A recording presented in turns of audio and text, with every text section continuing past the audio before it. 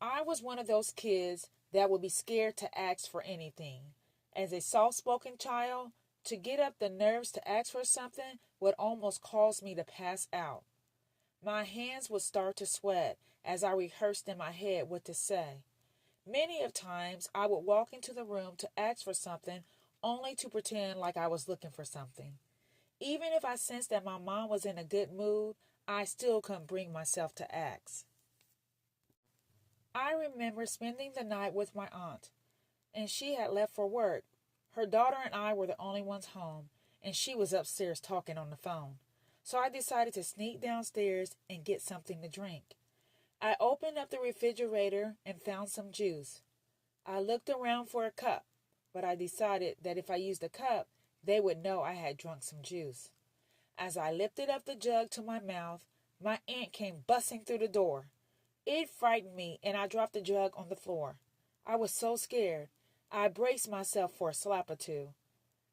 I had never seen my aunt spank my cousin, but I knew if I had done this at home, my back would be on fire by now.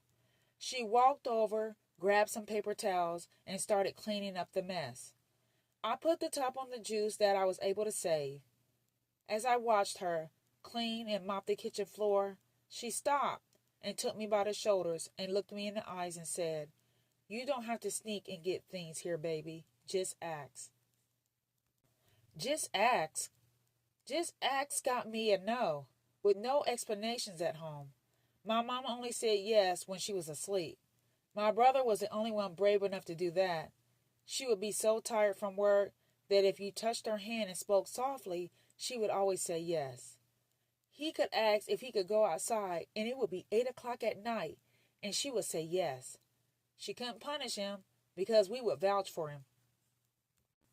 I believe it was around the 7th grade. I was really trying to have my own style.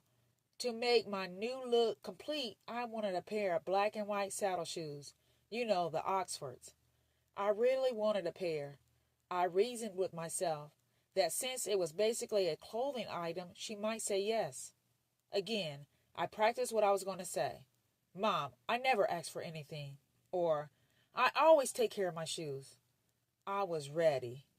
I came in the house and put my stuff away and changed out of my school clothes. Not long after I got home, she came home and went to take a bath. I decided I would ask her after her bath. I thought she would be a little bit more relaxed after a bath. I couldn't believe that my lips were moving. I was stumbling over my words, but I got out the